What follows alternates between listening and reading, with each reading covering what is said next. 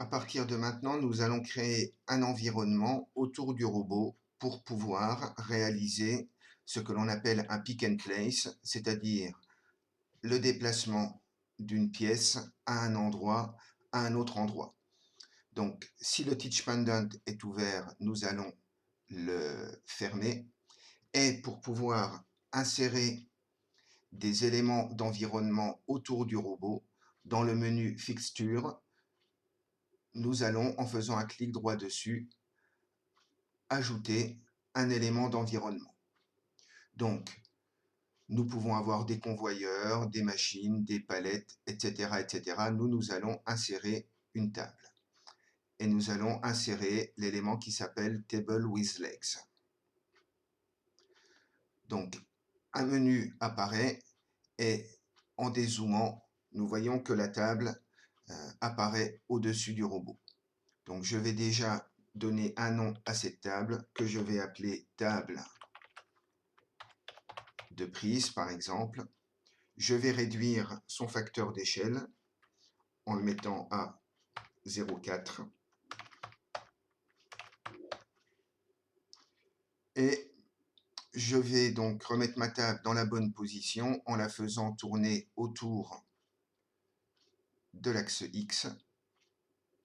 Donc, le paramètre W à 90 degrés et je vais appliquer les modifications. Donc,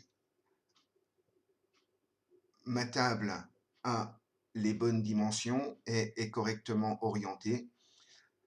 Donc, je peux pour l'instant valider et il va falloir que ma table, je la positionne correctement dans l'espace autour du robot. Donc, je vais la déplacer déjà grossièrement autour du robot. Voilà.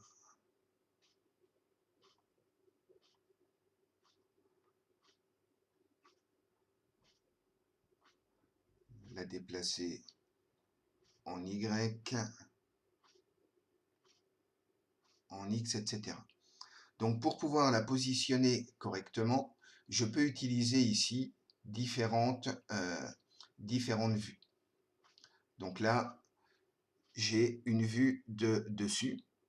Donc, je vais pouvoir positionner ma table approximativement autour du robot. Ensuite, ici, j'ai une vue de côté qui va me permettre de pouvoir positionner correctement ma table sur le même plan du robot. Voilà. Donc, je vois que ma table est correctement positionnée. Donc maintenant, je peux vérifier si le robot a accès à toute la surface de la table. Donc pour ça, je vais sélectionner l'affichage de l'enveloppe du robot.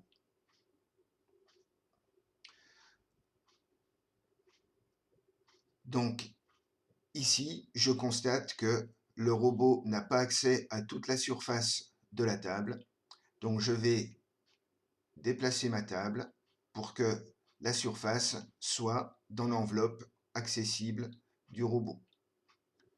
Donc voilà, ici c'est le cas. Donc je peux, en recliquant sur cette icône,